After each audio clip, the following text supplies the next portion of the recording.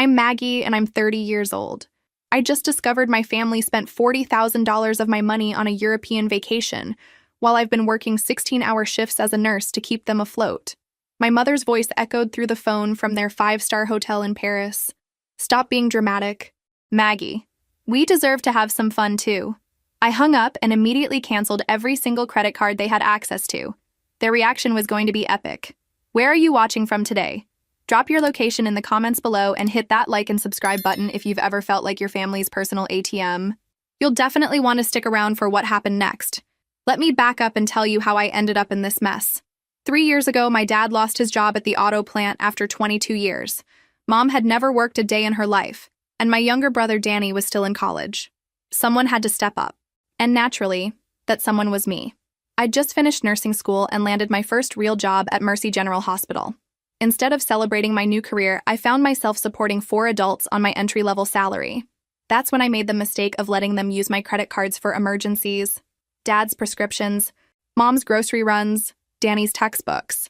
What started as temporary help became permanent expectation. Before I knew it, I was working double shifts just to make minimum payments while they lived like nothing had changed. The breaking point came on a Tuesday morning. I'd just finished a brutal night shift in the ICU, dealing with 3 cardiac emergencies and a trauma case. My feet ached, my back screamed, and I hadn't eaten anything but vending machine crackers in 12 hours. All I wanted was to collapse in my tiny studio apartment and sleep until my next shift started. But when I checked my phone, there were 17 missed calls from my mother and a string of text messages that made my blood boil. Emergency at the house! Need money for repairs! The messages escalated from concerned to frantic to outright manipulative. Your father's having chest pains from the stress. How can you ignore us like this? I drove straight to their house, my nursing training kicking in. If Dad was having chest pains, I needed to assess him immediately. I burst through the front door, medical bag in hand, ready to call an ambulance if necessary. Instead, I found the house completely empty. Not just empty of people, but empty of the furniture I'd helped them pay for over the past 3 years. My dad's recliner was gone. Mom's china cabinet had vanished. Even Danny's gaming setup had disappeared. For a moment, I thought we'd been robbed. Then I saw the note on the kitchen counter, written in my mother's flowery handwriting. Gone to Europe for 3 weeks. Don't worry about us. We're finally taking that dream vacation we always talked about. Love you! I stood there holding that note, and something inside me just snapped. Not anger, exactly. More like clarity. Crystal clear, undeniable clarity about what my family really thought of me. I wasn't their daughter or their sister. I was their personal piggy bank with legs. But they'd forgotten one crucial detail. I was the one with access to the credit card accounts. The next few hours were a blur of phone calls and online banking. I logged into every account, checked every statement, and slowly pieced together the scope of their deception. The numbers made me physically sick. $43,000 in charges over the past 6 weeks. First-class flights to London, 5-star hotels in Paris, guided tours through Italy, shopping sprees in Milan. They'd planned this for months while I was killing myself at 2 different hospitals. While I was picking up extra shifts in the emergency room at St. Mary's, they were researching luxury spa treatments in Switzerland. While I was eating ramen noodles for dinner because I couldn't afford groceries after paying their bills, they were booking wine tours in Tuscany. The most insulting part? They'd used my good credit, built through years of responsible financial management, to fund a lifestyle I'd never experienced myself. I'd never even been on an airplane, let alone stayed in a hotel that cost more per night than I made in a week. My phone rang, Mom calling from overseas. I let it go to voicemail. She called again immediately, and again. On the 4th call, I answered. Maggie, honey, we're having trouble with the credit cards. Her voice was cheerful, completely oblivious to what was coming. The hotel says there's some kind of issue with payment. Can you call the bank and straighten it out? I took a deep breath, drawing on every ounce of professionalism I'd learned dealing with difficult patients. The cards are canceled, Mom. What? Her tone sharpened. What do you mean canceled? I mean, I called every credit card company and closed every account you had access to. Effective immediately. The silence stretched so long I thought the call had dropped. Then came the explosion I'd been expecting. How dare you? She screeched. We're stranded here. Do you know how embarrassing this is? The hotel staff is looking at us like we're common criminals. How do you think I felt when I discovered you'd stolen $40,000 from me? I kept my voice level, but my hands were shaking. We didn't steal anything. You gave us permission to use those cards? For emergencies. Dad's medications, Danny's school expenses. Not for a luxury vacation I can't even afford myself. Don't be so dramatic, Maggie. We work hard too. We deserve to have some fun. That phrase, we work hard too, might have been the most ridiculous thing I'd ever heard. Mom hadn't held a job since before I was born. Dad had been unemployed for 3 years. Danny's only job was being a professional student on my dime. What work exactly are you referring to, Mom?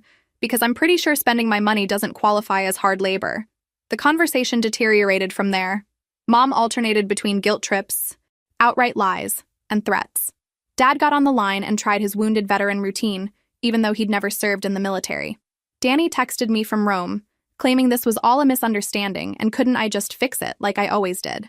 But something fundamental had shifted in me. For the first time in 3 years, I wasn't scrambling to solve their problems. I wasn't calculating how many extra shifts I'd need to work. I wasn't mentally rearranging my budget to accommodate their latest crisis. Instead, I was doing something I'd never done before. I was saying no. Figure it out yourselves, I told them before hanging up. Then I turned off my phone and went to sleep for 12 straight hours. When I woke up, I had 47 missed calls and 83 text messages. Most were from my family, but a few were from relatives I barely knew, all telling me what a horrible daughter I was for abandoning my family in their time of need. Apparently, Mom had launched a full-scale propaganda campaign, painting herself as the victim of my heartless cruelty. The messages followed a predictable pattern. First came the guilt. How could you do this to your own mother? Then the manipulation. Your father's blood pressure medication is running low. What if something happens to him? Finally, the threats. Don't expect us to forgive you for this. You've shown your true colors. But here's what they didn't understand. I was done caring about their forgiveness. For 3 years, I'd been so desperate for their approval that I'd sacrificed my health, my finances, and my future. I'd worked myself into exhaustion trying to prove I was worthy of their love, only to discover they saw me as nothing more than a renewable resource. Have you ever experienced the moment when you realize your family loves what you can provide more than who you actually are? The relief and heartbreak happening simultaneously is something else entirely. I made myself coffee, real coffee from actual beans instead of the instant stuff I'd been drinking to save money, and sat down to plan my new life. First, I calculated exactly how much money their European adventure had cost me. Then I figured out how long it would take to pay off the debt if I stopped supporting them entirely. The answer surprised me. 8 months. Just 8 months of keeping my own money, and I'd be free of their financial chains forever. That afternoon, I did something I hadn't done in years. I went grocery shopping without checking my bank balance first. I bought fresh vegetables, good cheese, wine that didn't come from a box. I even splurged on the expensive shampoo I'd been wanting to try. It felt like rebellion. When my phone rang that evening, showing Mom's international number, I didn't hesitate. I answered on the first ring. "How are you enjoying your vacation?" I asked pleasantly. The question seemed to catch her off guard. "Maggie, we need to talk about this situation." "What situation?" "You're on your dream vacation. I'm finally getting some sleep. Everybody wins." "This isn't funny. We're stuck here with no way to pay for anything." I took a sip of my wine and smiled. That does sound like quite the predicament. Over the next few days, my family's European vacation became significantly less luxurious. Without access to my credit cards, they couldn't extend their stay at the 5-star hotels. They couldn't book the spa treatments or the guided tours. Most importantly, they couldn't continue shopping like they were millionaires. The phone calls became increasingly desperate. Dad tried to convince me that this whole thing was Mom's idea and he'd been against it from the beginning. Danny called crying, claiming he'd had no idea about the expense and just wanted to come home. Mom oscillated between fury and manipulation, sometimes within the same conversation. But the most revealing call came from my Aunt Patricia, Dad's sister, who'd apparently been recruited to talk sense into me. "Maggie, honey," she began in that patronizing tone relatives use when they're about to ask for something. "Your parents are really struggling over there. They made a mistake, yes, but don't you think you're being a little harsh?" "Aunt Pat," I said, settling back in my chair with another cup of that good coffee. "Let me ask you something.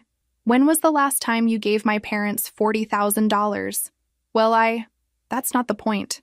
Actually, that's exactly the point. If you think I'm being too harsh, you're welcome to wire them money yourself. I can give you the bank information for their hotel." The silence on the other end was deafening. Funny how people who had opinions about my money were suddenly quiet when asked to contribute their own. "I don't have that kind of money just lying around," she finally admitted. "Neither did I. That's why I'll be paying it off for the next 8 months. Meanwhile, my life was getting better by the day. Without the constant stress of covering their expenses, I was sleeping better. I'd cut back to 40 hours a week at Mercy General and dropped the weekend shifts at St. Mary's entirely. For the first time in years, I had actual weekends. I started doing things I'd forgotten I enjoyed. I went to the farmer's market on Saturday morning and bought flowers for my apartment. I met my friend Sarah for brunch, something I'd been putting off for months because I couldn't afford restaurant prices. I even signed up for a yoga class, using money that would have otherwise gone to Mom's credit card payment. The revelation that hit me during my third yoga session was profound. I'd been living like a broke college student while supporting a family's upper-middle-class lifestyle. They were eating steak while I survived on pasta. They were buying name-brand everything while I shopped at discount stores.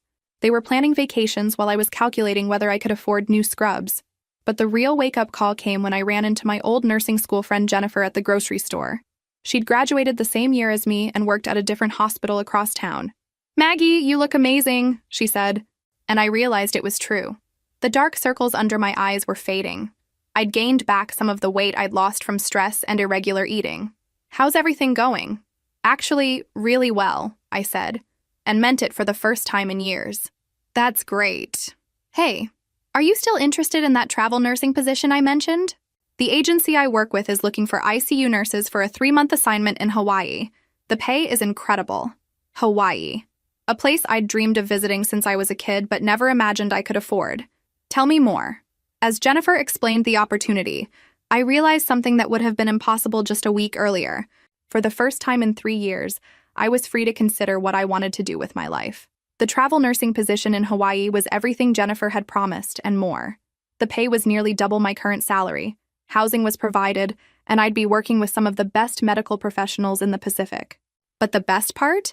I could actually afford to take it. I submitted my application that night and got a call back the next morning.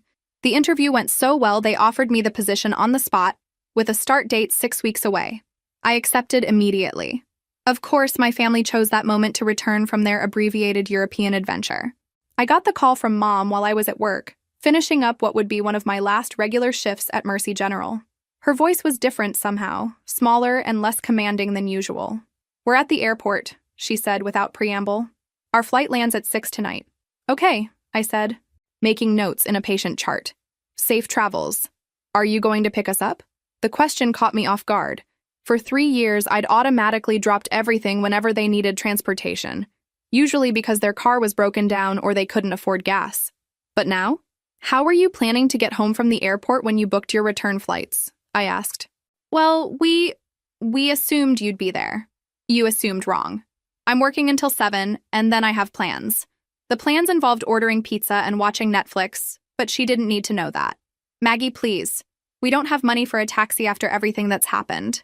"That sounds like poor planning on your part." I hung up and immediately felt lighter. 3 years of automatic yes responses, and I'd finally discovered the power of no. They showed up at my apartment at 9 that night, having somehow managed to get home without my help. Mom looked tired and angry. Dad seemed uncomfortable, avoiding eye contact. Danny appeared genuinely remorseful, which was progress. "We need to talk," Mom announced, settling onto my couch without invitation. "Actually, I need to talk," I corrected, remaining standing. "I'm taking a travel nursing position in Hawaii. I'll be gone for 3 months, starting in 6 weeks." The announcement hit them like a physical blow. Mom's mouth fell open. Dad finally looked up from studying his shoes. Danny's eyes widened in what might have been admiration. "You can't just leave," Mom sputtered. "What about our expenses? What about the house payments? What about them? How are we supposed to manage without your income?" I'd been wondering when someone would finally acknowledge that I'd been supporting the entire family. It only took a $40,000 wake-up call. "The same way you managed before I graduated nursing school," I said calmly. "You'll figure it out." Dad cleared his throat. "Maggie, I know we made some mistakes with this trip." "Some mistakes?" I laughed, and it wasn't entirely pleasant. "Dad, you spent more money in 3 weeks than I make in a year. That's not a mistake. That's a deliberate choice." "We didn't think you'd mind," Danny said quietly. "You didn't think at all. If you had thought, you might have considered that I've been working myself into exhaustion to keep this family afloat while you all lived like I was some kind of inexhaustible resource." The conversation that followed was one of the most honest we'd ever had, which isn't saying much considering our family's relationship with truth. They made excuses, I provided facts, they offered apologies, I explained consequences. They promised to change. I told them it was too late for promises. By the end of the night, several things were clear. I was going to Hawaii with or without their approval. I would no longer be contributing to their living expenses. And most importantly, our relationship would never again be based on my financial usefulness to them. As they prepared to leave, Mom played her final card. If you do this, don't expect to be welcomed back into this family. I looked at her for a long moment, this woman who had raised me but never really seen me. Mom, I said softly, I haven't been welcomed in this family for years. I've just been useful. The next 6 weeks were a revelation. Without the burden of supporting 3 other adults, I had money left over after paying my bills. Not just a few dollars, but actual significant money. I opened a savings account for the first time since nursing school and watched the balance grow instead of disappear. I also had something I'd almost forgotten about: free time. Evenings when I wasn't picking up extra shifts, weekends when I wasn't running errands for my family or dealing with their latest crisis. Time to remember who I was when I wasn't being someone's solution. My family's reaction to my upcoming departure evolved from anger to bargaining to what I can only describe as panic. Dad actually looked for jobs, something he hadn't done seriously in 3 years. Mom talked about going back to school for her GED. Danny started looking into student loans to cover his remaining semester. The effort was impressive, but it felt like too little, too late. These were things they should have been doing all along instead of relying on their daughter's guilt and sense of obligation. 3 weeks before my departure, Danny showed up at my apartment alone. He looked genuinely apologetic in a way that reminded me of the little brother I'd once protected from playground bullies. I didn't know how bad it was, he said, sitting awkwardly on my couch. The money stuff, I mean. I knew you were helping, but I didn't realize you were paying for everything. What did you think was happening? Danny? Where did you think the mortgage payments were coming from? He shrugged, looking younger than his 21 years. I guess I didn't think about it at all. Mom and Dad always made it seem like everything was fine. Everything was fine for you. It wasn't fine for me. He nodded, staring at his hands. I got a job at the campus bookstore. It's not much, but it's something. And I'm going to take out loans for my last semester so you don't have to pay for it anymore. It was the first time any member of my family had taken actual responsibility for their impact on my life. The gesture meant more than he probably realized. That's good, Danny. I'm proud of you for stepping up. Are you really never coming back? The question hung in the air between us. I'd been asking myself the same thing for weeks. I honestly don't know, I said finally. But I know I can't go back to the way things were. I won't be anyone's personal ATM ever again. 2 weeks later, I received an unexpected visitor at work. One of the other nurses told me someone was asking for me in the lobby, and I found my father sitting in the waiting area, looking older than I remembered. Dad, what are you doing here? I wanted to talk to you before you leave, and I figured you'd hang up if I called. He wasn't wrong. I'd been screening their calls for days. I got a job, he said without preamble. Night security at the industrial park. It's not much, but it's honest work, and it doesn't aggravate my back too much. I waited for the catch, the reason this was somehow my problem to solve. I also wanted to apologize, he continued, and that caught me off guard. Not for the trip, though that was wrong too. For letting you carry all of us for so long. I told myself I was just temporarily down on my luck, that I'd get back on my feet soon. But the truth is, it was easier to let you handle everything than to face my own failures. It was the most honest conversation we'd had in years. I'm not asking you to forgive me right away, he said. I'm not asking you to come back and support us again. I'm just asking you to maybe someday consider giving your old man another chance to be the father you deserved all along. For the first time in months, I felt something other than anger toward my family. Not forgiveness exactly, but hope. Maybe they were capable of change after all. My last day at Mercy General was bittersweet. The colleagues who'd become like family threw me a small goodbye party, complete with a cake shaped like a palm tree and gift cards for Hawaiian restaurants. Sarah presented me with a brand new set of scrubs in tropical prints, saying I needed to look the part. You know what I'm most proud of? She asked as we cleaned up after the party. What? You finally put yourself first. I've watched you sacrifice everything for people who took you for granted for years. This feels like you're finally waking up. She was right. I was waking up from a 3-year nightmare of martyrdom and financial abuse. But I was also scared. What if I was making a terrible mistake? What if my family really did need me? Those doubts evaporated the next morning when Mom called with her latest crisis. The washing machine is broken, she announced without greeting. We need money to fix it. Did you call a repair service? I asked. They want $200 just to come look at it. That's highway robbery. So take your clothes to the laundromat until you can afford the repair. The laundromat? Maggie, be serious. We can't haul our dirty clothes around town like common people. The phrase common people crystallized everything wrong with my family's worldview. They'd been living above their means for so long, funded by my sacrifice, that they'd forgotten what normal financial limitations looked like. Mom, most people use laundromats when their washing machines break. It's not a social tragedy. It's a temporary inconvenience. Well, I suppose if you're determined to abandon your family, we'll have to figure out how to live like poor people. The manipulation was so transparent, it was almost amusing. Almost. You're not poor, Mom. You just can't afford a lifestyle you never earned. There's a difference. I hung up and immediately blocked her number. Then I blocked Dad and Danny too. Whatever they needed to tell me, they could wait until I was settled in Hawaii. The flight to Honolulu was my first time on an airplane, and I spent most of it staring out the window in wonder. The Pacific Ocean stretched endlessly below, impossibly blue and peaceful. For 6 hours, I was suspended between the life I was leaving and the adventure ahead, and for the first time in years, I felt truly free. The hospital in Hawaii was everything I'd hoped for and more.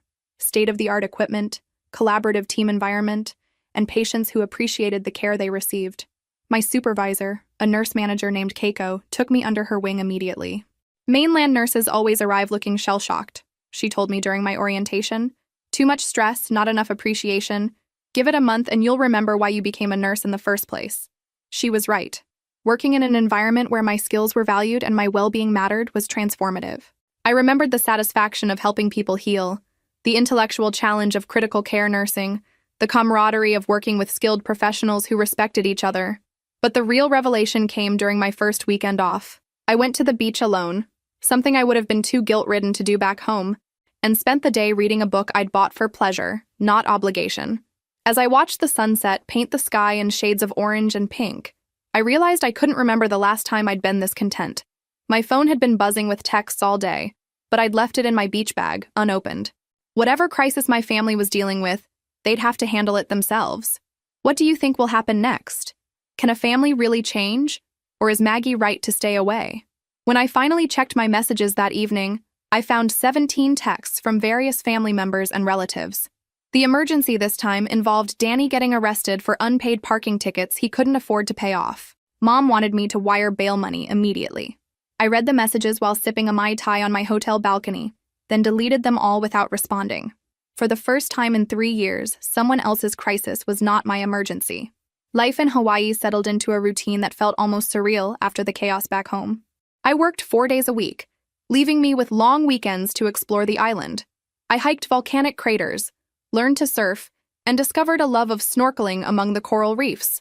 Most importantly, I remembered what it felt like to live for myself instead of constantly managing other people's problems. The transformation wasn't just emotional, it was financial too. With the higher salary and no family expenses to cover, I was saving more money than I'd ever imagined possible. My savings account grew from hundreds to thousands, to an amount that made me giddy every time I checked the balance. But the biggest change was psychological. I stopped checking my phone obsessively, waiting for the next family crisis. I stopped calculating whether I could afford small pleasures.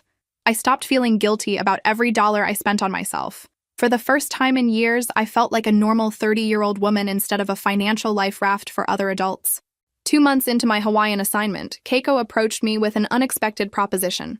"How would you feel about extending your contract?" she asked. "We've had a permanent position open up in our ICU, and your work here has been exceptional. The pay increase would be substantial, and we'd help you relocate permanently if you're interested." A permanent position in Hawaii. The opportunity I'd never dared to dream about was being handed to me on a silver platter.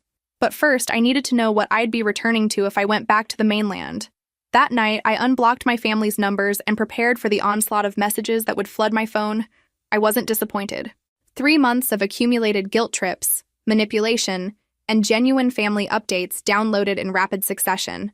The guilt trips were predictable. Your father is so depressed he can barely get out of bed. The manipulation was transparent. Danny had to drop out of school because we couldn't afford his expenses. But scattered among the emotional blackmail were updates that surprised me. Dad had been consistently working his security job and even picked up a weekend shift at a hardware store. Mom had enrolled in a community college program to become a medical assistant. Danny had indeed taken out student loans and gotten a second job delivering food on weekends. Most shocking of all was a text from Danny sent just a week earlier. I know you're probably not reading these, but I wanted you to know I graduated. I got a job offer from an accounting firm downtown. I start next month. I couldn't have done this without realizing I needed to stand on my own feet. Thank you for that. I read that message 3 times, hardly believing it was from my little brother who'd never held a job for longer than a summer. Maybe people really could change when forced to face the consequences of their actions. But change and forgiveness were 2 different things. I'd learned to trust my own judgment over the past few months, and my judgment told me that 1 semester of responsibility didn't undo 3 years of exploitation. The next morning, I called my family for the first time since leaving the mainland. Mom answered on the first ring, her voice breathless and hopeful. "Maggie, oh honey, thank goodness. We've been so worried. When are you coming home?" "I'm not," I said simply. "I've been offered a permanent position here, and I'm taking it." The silence on the other end stretched for nearly a minute. "But what about us?" she finally whispered. "What about you? From what I've been reading, you're all doing just fine without me. That's not the point. You belong here, with your family." "Do I?" I asked. Because for 3 years, I felt more like an employee than a family member. When was the last time any of you asked how I was doing without following it up with a request for money? She couldn't answer because we both knew the truth. They'd never seen me as anything other than a solution to their problems. The conversation with Mom was painful but necessary. She cycled through all the familiar patterns: guilt, anger, bargaining, and finally, a kind of hollow acceptance that felt more like defeat than understanding. "I don't understand what happened to you," she said, near the end of our call. "You used to be such a caring person." "I am caring," I replied. "I'm just finally caring about myself, too." After hanging up, I called Danny directly. His number went to voicemail, so I left a message congratulating him on graduating and getting the job. 20 minutes later, he called back. "I can't believe you actually called," he said, and I could hear genuine emotion in his voice. "I heard about graduation. I'm proud of you. I almost didn't make it. After you left, I realized how much I'd been taking advantage. Not just the money stuff, but expecting you to handle everything while I just coasted along." We talked for an hour, longer than we'd spoken in years. He told me about his new job, his plans to move into his own apartment, his growing understanding of how much I'd sacrificed for the family. For the first time ever, my little brother sounded like a man. "Are you happy there?" he asked as our conversation wound down. I looked out my window at the palm trees swaying in the trade winds, thought about my fulfilling work and growing savings account, and the surf lesson I'd booked for the weekend. Happier than I've ever been. "Good. You deserve that." It was such a simple statement, but hearing it from someone in my family meant everything. A week later, I received an unexpected package from home. Inside was a small photo album filled with pictures I'd never seen before.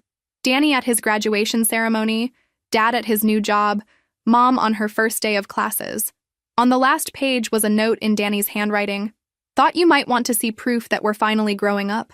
No pressure to come back, but wanted you to know we're learning to take care of ourselves. Also, Dad asked me to include this." Tucked behind the note was a check for $1,500 made out to me, signed by my father. The memo line read, "First installment on what we owe you." I stared at that check for a long time. It represented more than money. It was acknowledgement, responsibility, and maybe even respect. But it also created a problem I hadn't anticipated. If my family was genuinely changing, what did that mean for my decision to stay in Hawaii permanently? That evening, I called Sarah back home to get an outside perspective. "They sent you money?" she asked, incredulous. "Your family actually sent you money instead of asking for it?" $1,500. Danny says it's the first installment of what they owe me. Do you believe them? That they've actually changed? I considered the question carefully. I think they're trying to change. Whether that's permanent or just temporary desperation remains to be seen. So what are you going to do? I honestly don't know. But I was starting to realize that maybe I didn't have to decide between my family and my new life. Maybe for the first time ever, I could have both on my own terms. The answer came to me during a particularly challenging shift in the ICU. I was caring for a man who'd suffered a massive heart attack while visiting the islands with his adult children. As his family gathered around his bedside, I watched the dynamics between them, the gentle way they spoke to each other, the obvious love and respect, the way they shared both responsibility and support. This was what family was supposed to look like. Not one person carrying everyone else, but people choosing to care for each other as equals. That night, I made 2 important decisions. I would accept the permanent position in Hawaii, and I would give my family a chance to prove their changes were real. But this time, I'd be the one setting the terms. I called home the next evening with my decision. This time, I spoke to all of them on speakerphone, a family conference call that would have been impossible during their crisis-filled European adventure. "I'm staying in Hawaii," I announced without preamble. "I've accepted a permanent position here." The protests started immediately, but I cut them off. "However," I continued, "I'm willing to rebuild our relationship under certain conditions." "Conditions?" Mom's voice was sharp. "Yes, conditions. Because the old dynamic where I was your personal ATM is never happening again, regardless of where I live." I outlined my terms clearly. No more requests for money, ever. No more guilt trips about family obligations. No more expectations that I would drop everything to solve their problems.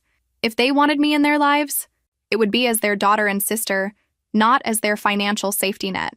"And if we agree to these conditions," Dad asked quietly, "then maybe we can start over. Build something real instead of something based on my usefulness to you." The silence stretched long enough that I wondered if they'd hung up on me. Finally, Danny spoke. "That sounds fair." "Fair?" Mom's voice rose. "She's abandoning her family and calling it fair?"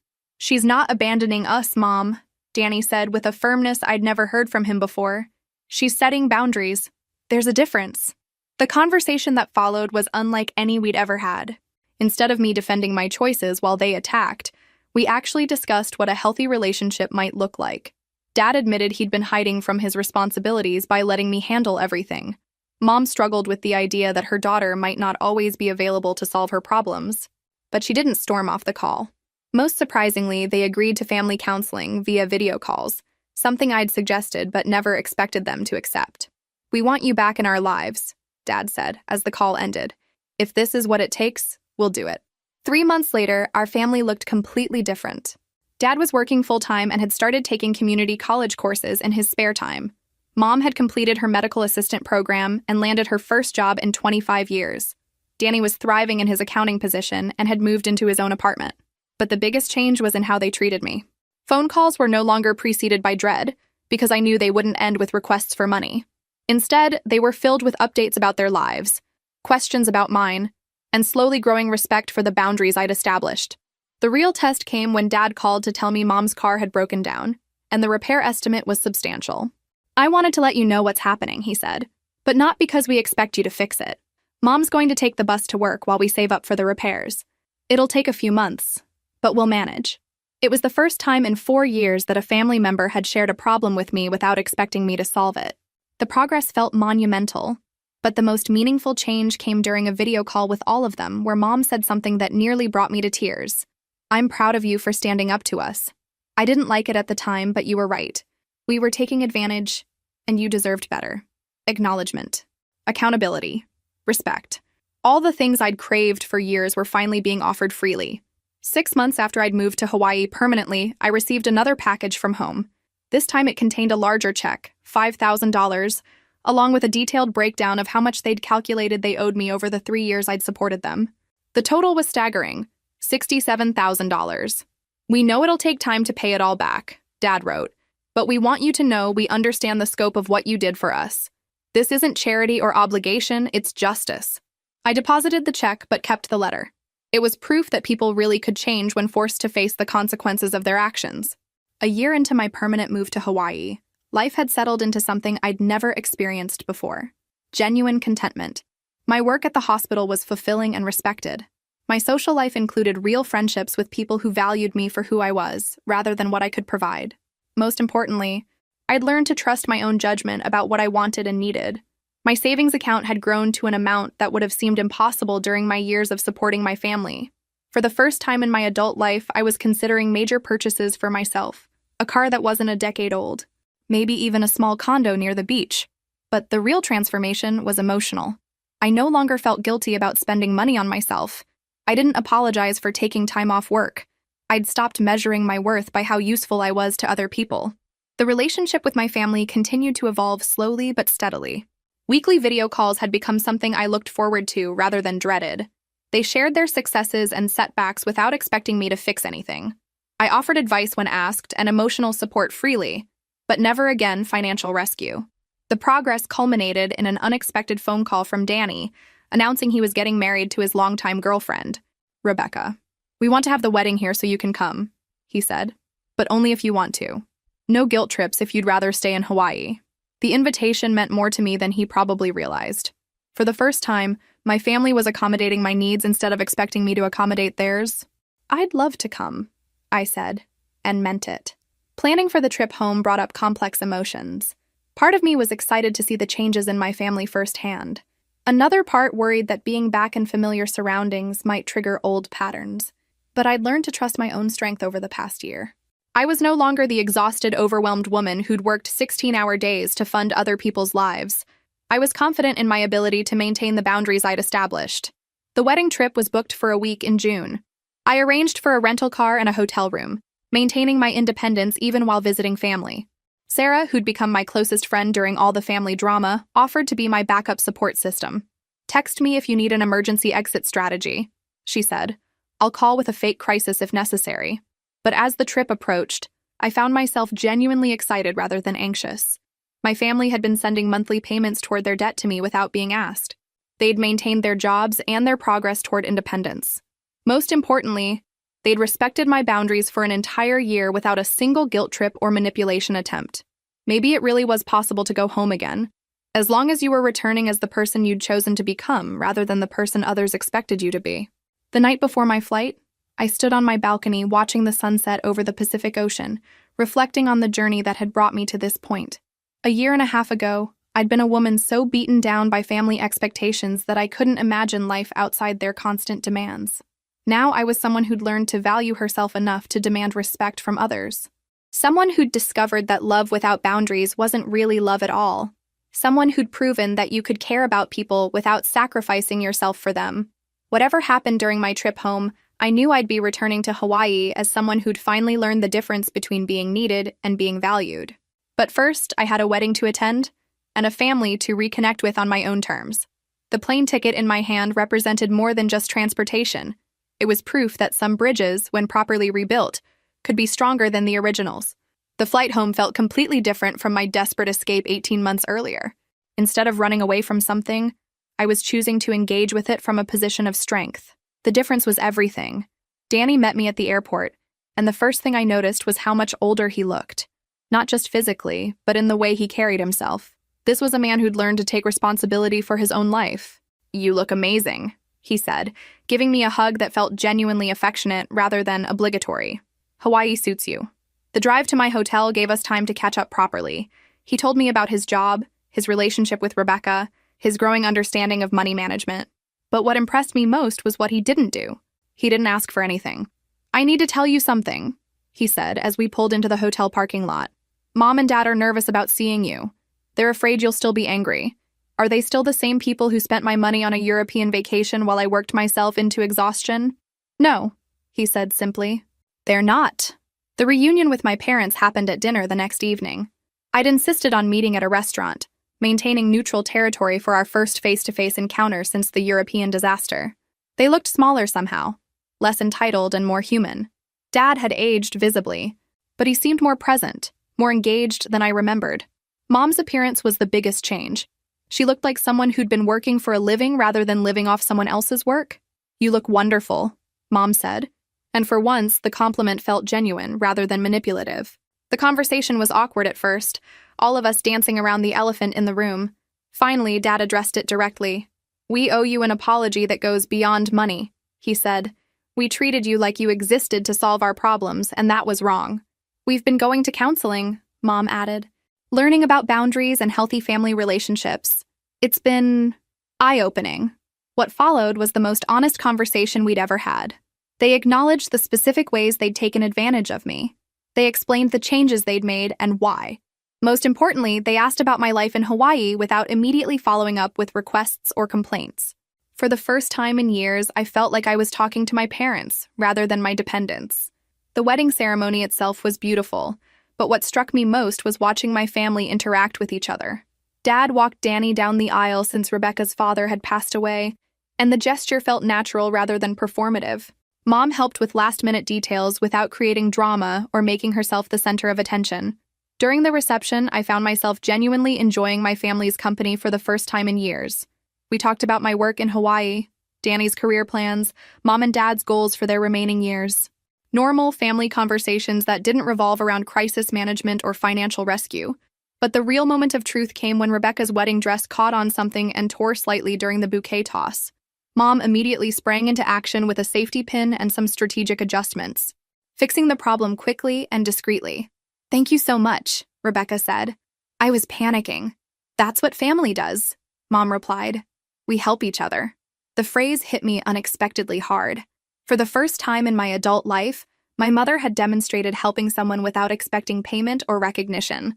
She'd simply seen a problem and solved it because it was the right thing to do.